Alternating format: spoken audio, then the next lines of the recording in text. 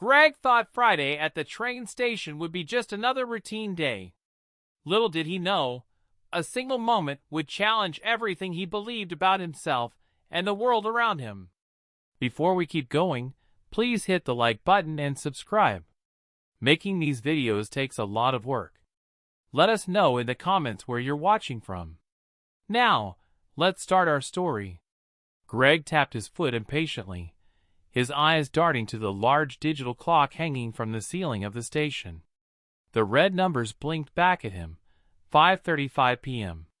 His train was scheduled for 5:40, but in this city, that didn't mean much. Delays were practically a part of life. A groan of frustration escaped his lips as he adjusted the collar of his worn-out jacket and glanced around the crowded station. It was the usual after-work chaos, people rushing to catch their train, the faint hum of distant announcements about track changes, and the occasional loud buzz from the automatic ticket machines. He didn't normally take the train. His car was in the shop for repairs, and this was the third day in a row he had to rely on public transportation. It wasn't his scene, and it made him uncomfortable being among the crowd.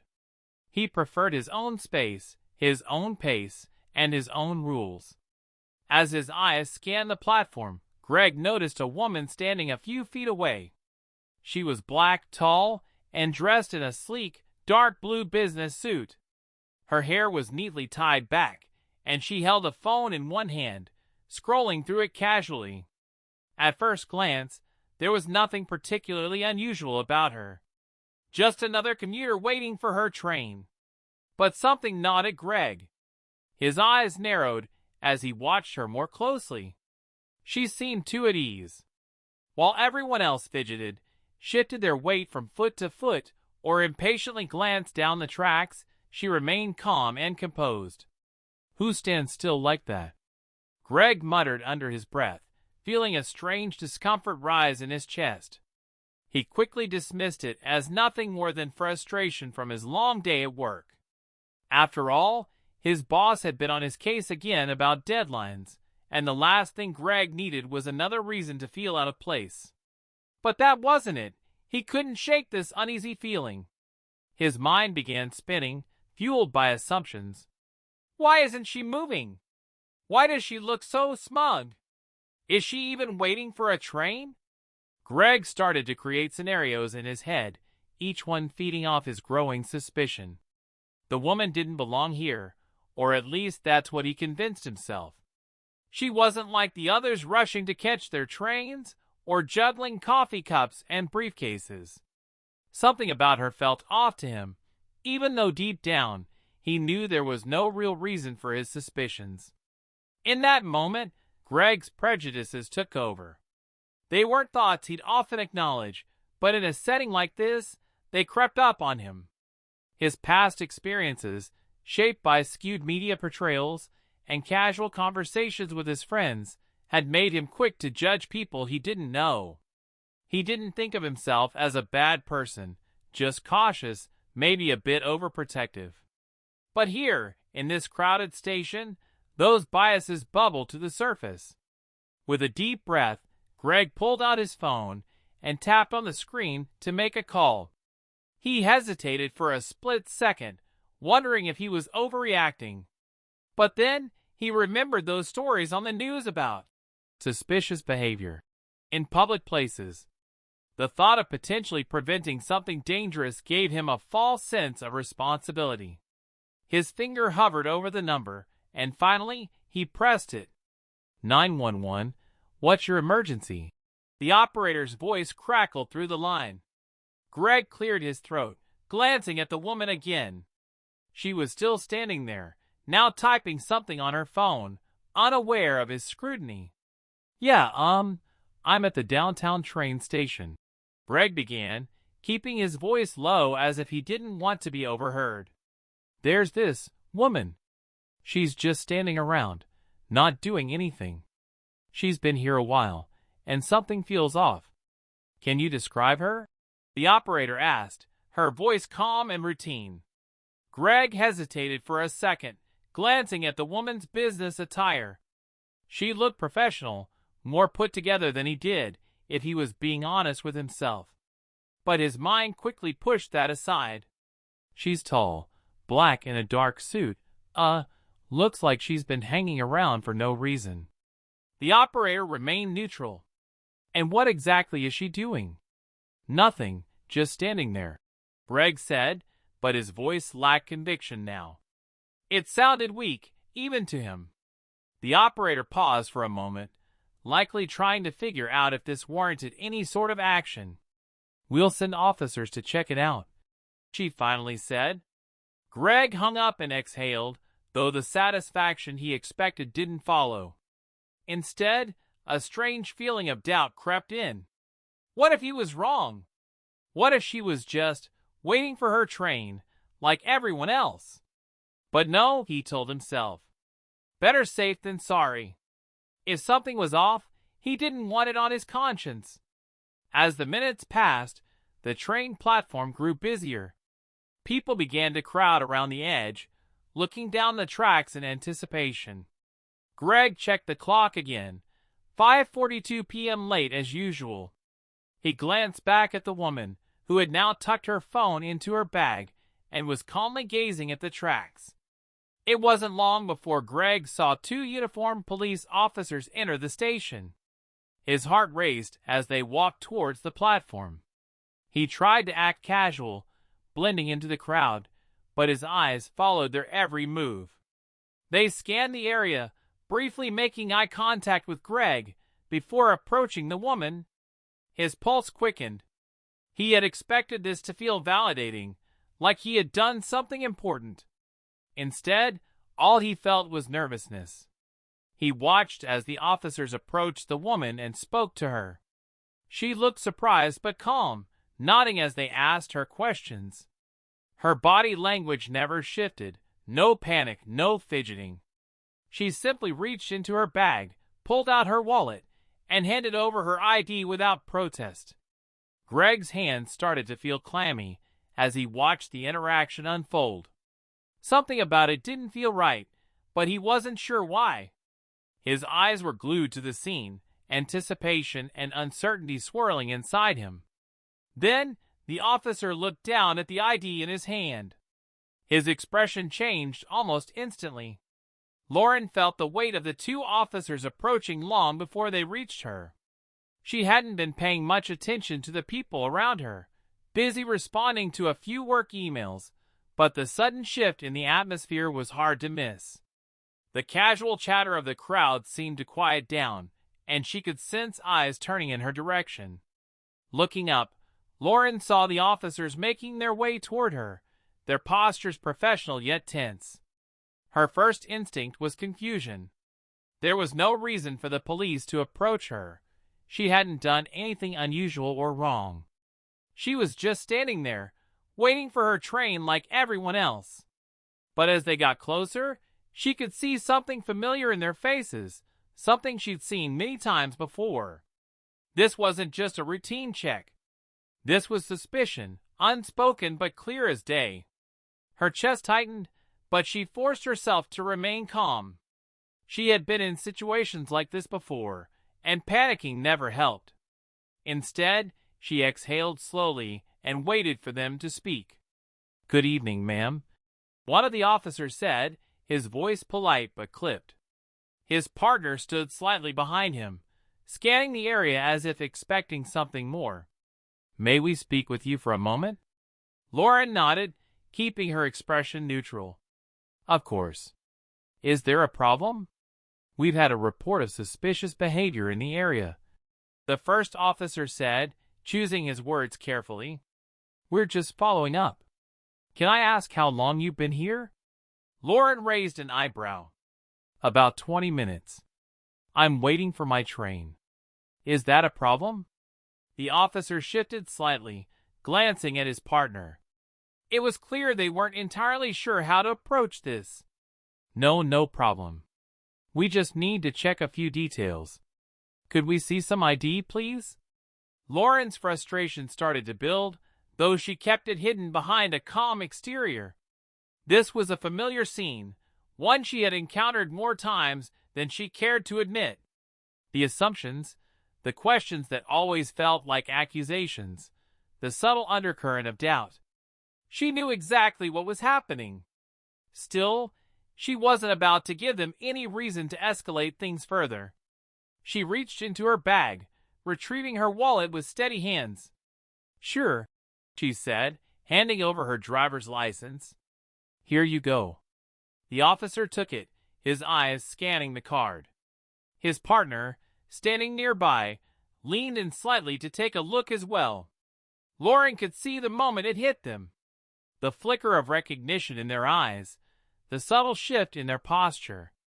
They both straightened a little, and the tension that had been simmering in the air seemed to dissipate all at once. The first officer cleared his throat, glancing quickly at his partner before returning the ID to Lauren.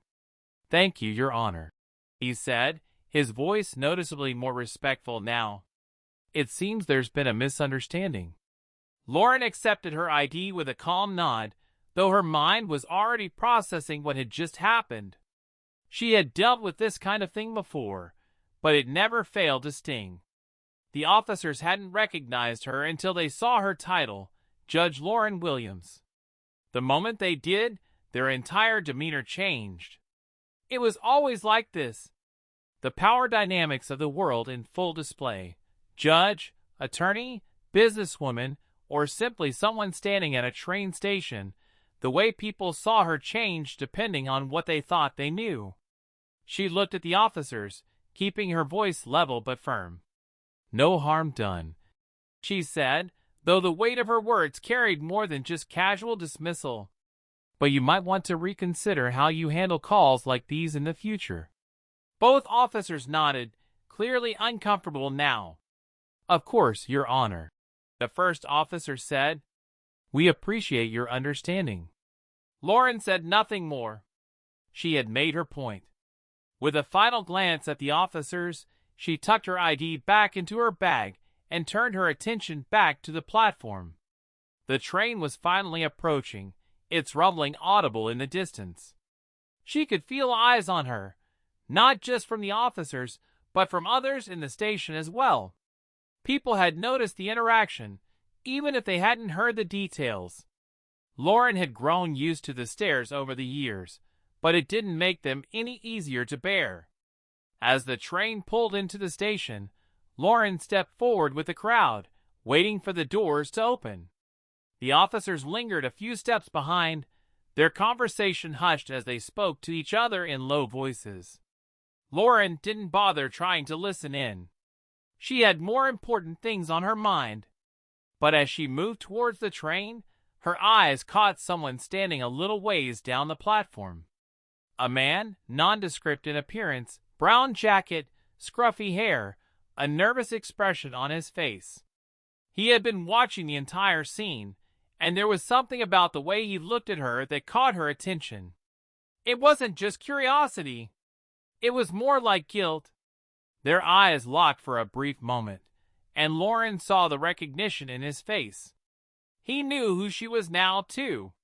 He must have heard the officers address her as Your Honor. She didn't know if he had been the one to make the call, but she could guess.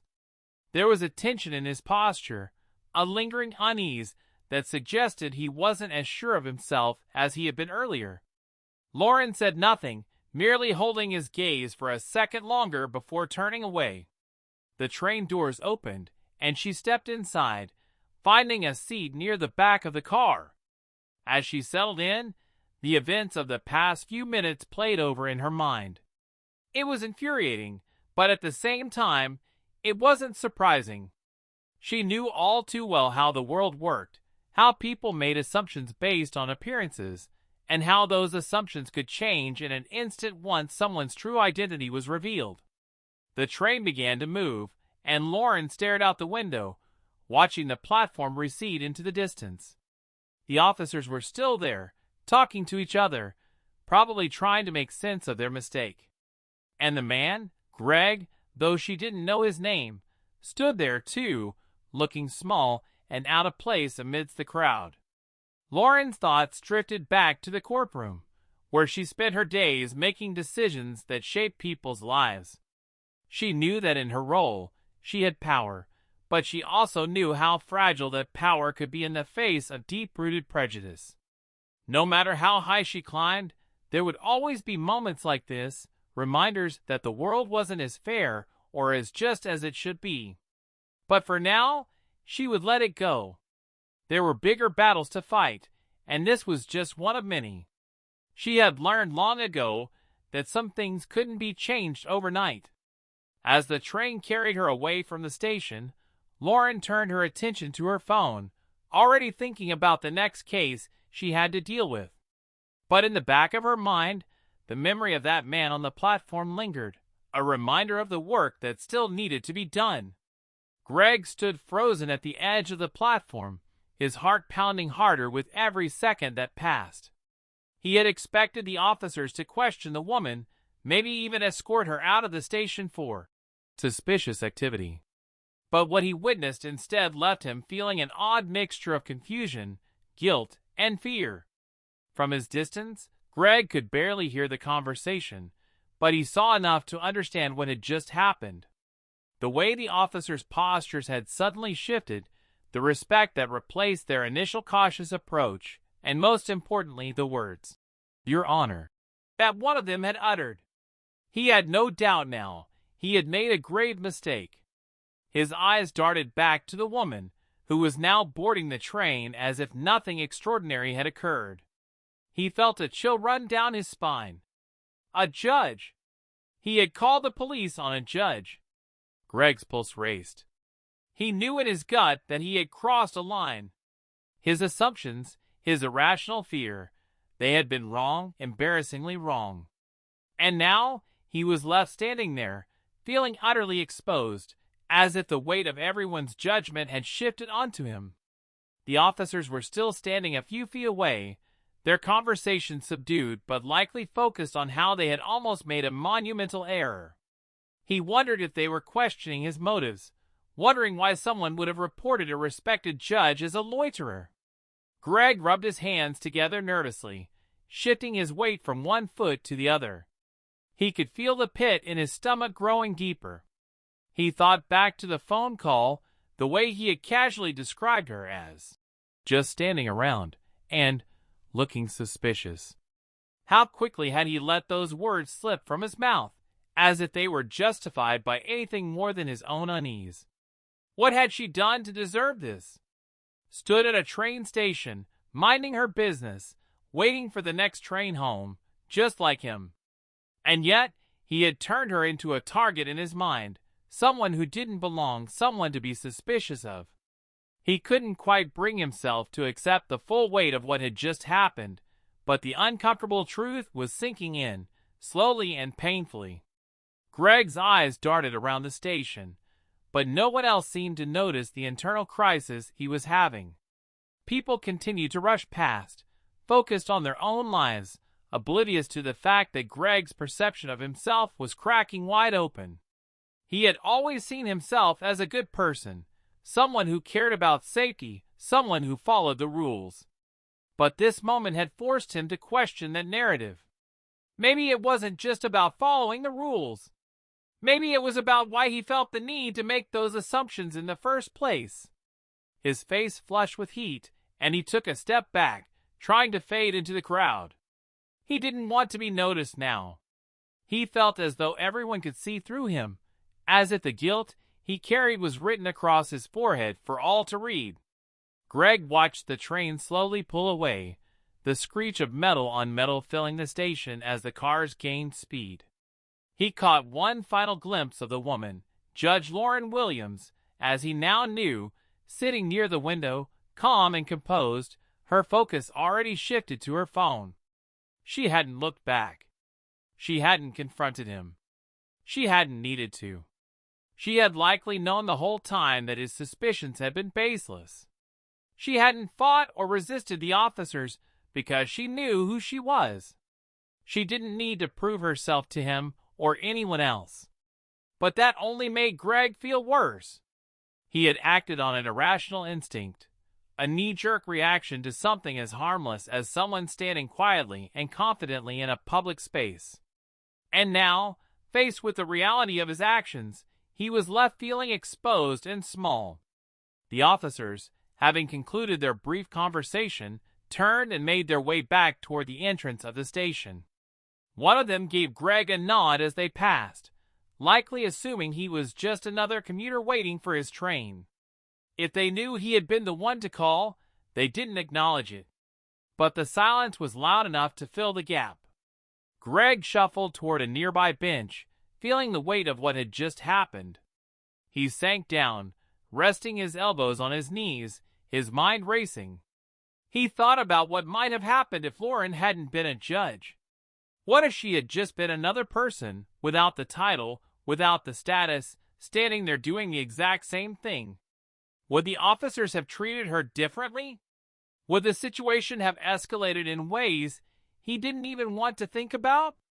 Greg shuddered, pushing the thought away. But it was no use. The questions lingered, gnawing at the edges of his consciousness, refusing to be ignored. He had almost ruined someone's day, maybe even worse, simply because of the color of her skin and the fact that she had looked different from what he had considered normal for this environment. As he sat there, staring at the ground, Greg's mind started to replay moments from his past, conversations with friends, offhand comments he had made or laughed at, the kind of language he had allowed to pass without question.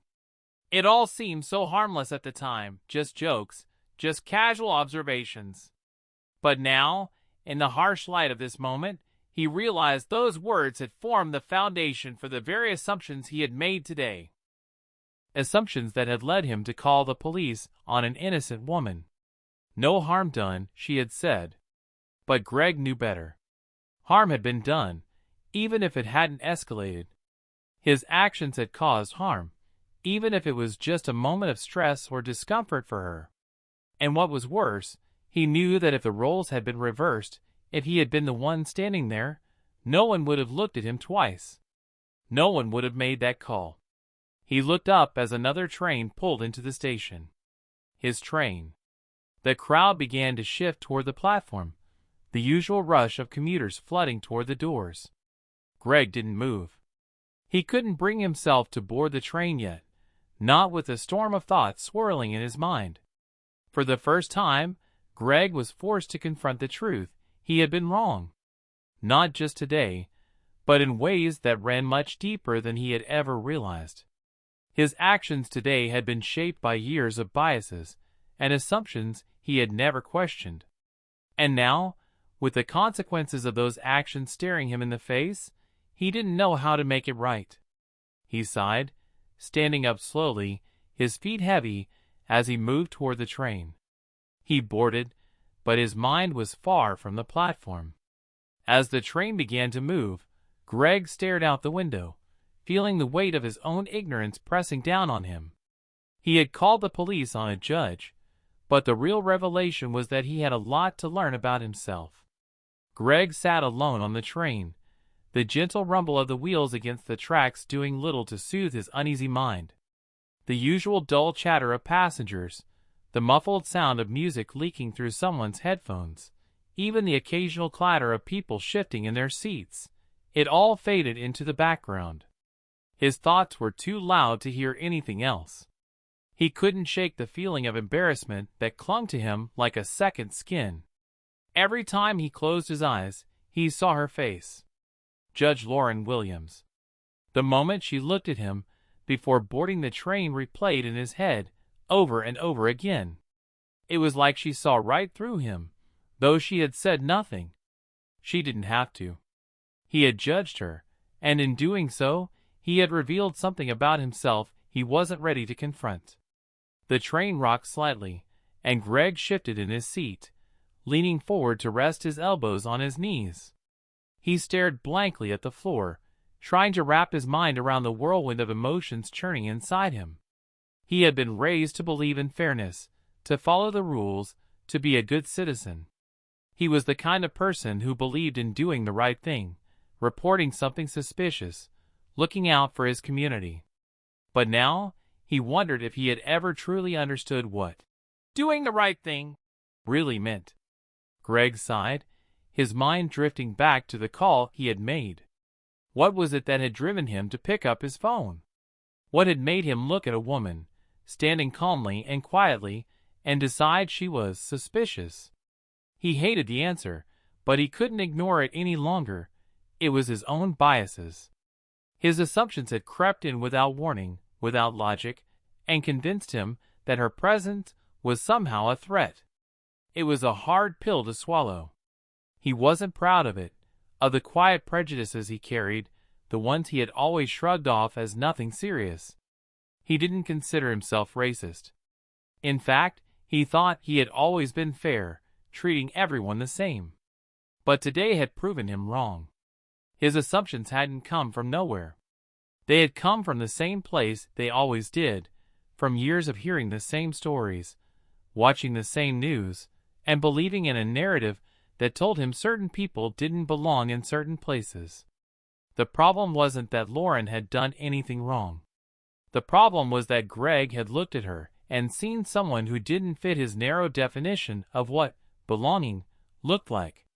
And that wasn't just an uncomfortable truth, it was a dangerous one. His thoughts spiraled deeper, and he began to wonder what would have happened if Lauren hadn't been a judge. What if she had been a regular woman, waiting for her train just like everyone else? Would the officers have treated her the same way? Would they have been as polite, as deferential, as quick to back off once they realized their mistake? He doubted it. Greg felt a lump form in his throat. What if she had reacted differently? What if she had been less composed, more defensive? Would the situation have escalated? It was a chilling thought. He had seen the news stories, situations that spiraled out of control because of a false assumption, because someone saw a threat where there wasn't one. He had come dangerously close to being part of that story today. It was a sobering realization. He had almost caused harm, real harm, because of a gut feeling that had no basis in reality.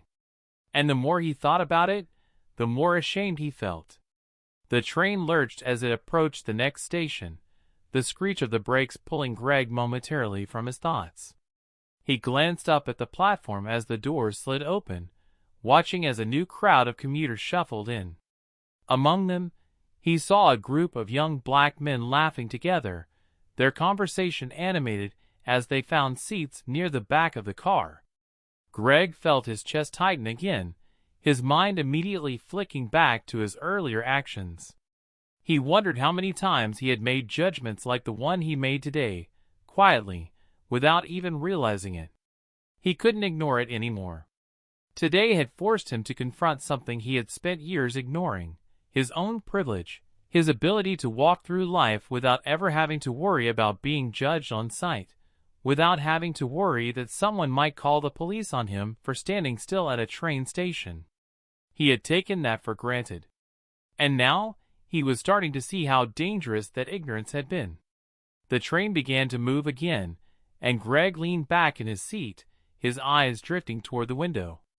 Outside, the city passed by in a blur of lights and shadows. For the first time, he felt disconnected from it all. The hustle and bustle of daily life seemed so far away now, overshadowed by the weight of his own thoughts.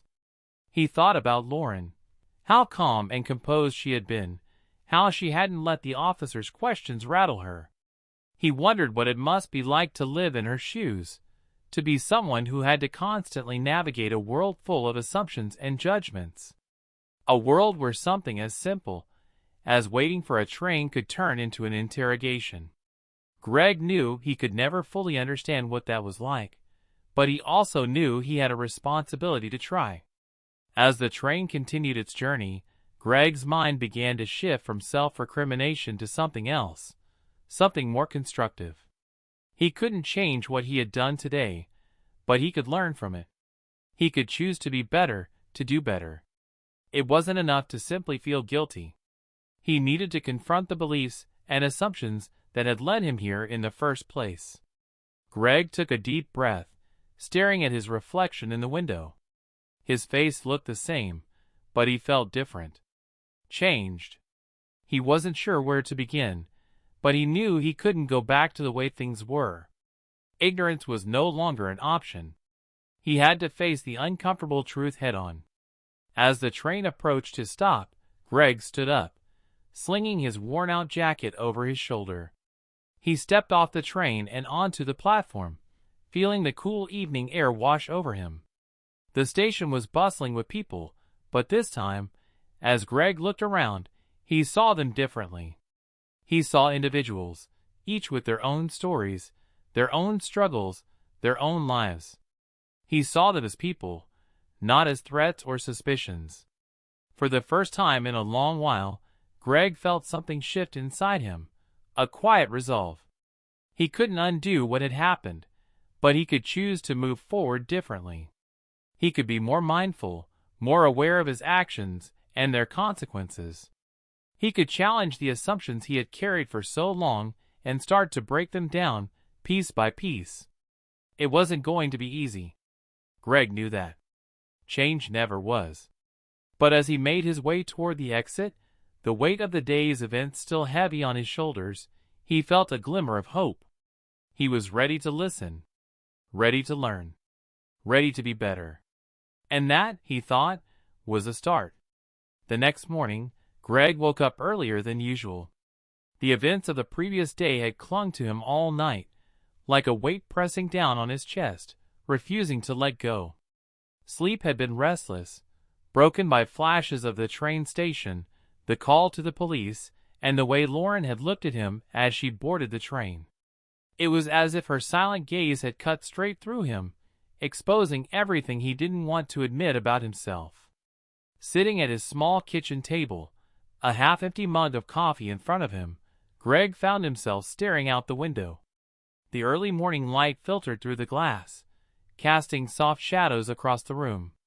It should have been a peaceful moment, but his mind was anything but quiet.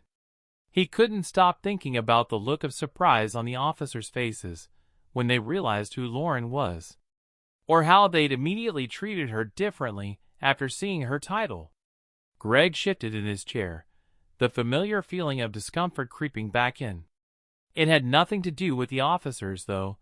They'd made a mistake, but it was an honest one, quickly corrected. No, the real discomfort came from the fact that Greg had been the one to put it all in motion. He was the one who'd made the assumptions. He was the one who'd called the police in the first place. The officers had merely followed up on a report that should never have been made. His fingers traced the edge of the coffee mug as he tried to make sense of the gnawing feeling inside him.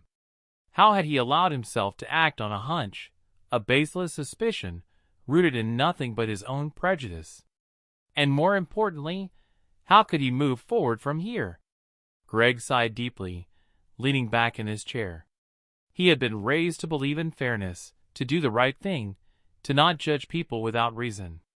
But yesterday had shown him that those lessons weren't as deeply ingrained as he thought. His actions had revealed a side of himself he wasn't proud of, a side that was too quick to judge based on appearances, too quick to act without thinking things through. There was no undoing what he had done, no way to erase the call he had made. But there was a way to make sure it didn't happen again. For the first time in a long while, Greg felt compelled to do something more than just sit with his guilt. He knew it wasn't enough to simply feel bad about what had happened. He needed to educate himself, to confront his own biases, to do the work required to change. It wouldn't be easy, it never was, but he owed it to himself, and to the people around him, to become better. His phone buzzed on the table, interrupting his thoughts. He glanced at the screen. It was his friend, Ben, one of his usual weekend buddies, who loved to meet up for a beer and talk about work, sports, and other random topics. Normally, Greg would have welcomed the distraction, but today felt different. He wasn't in the mood for small talk. Not after what had happened. Greg hesitated for a moment before answering the call. "Hey, Ben," he said, trying to sound normal.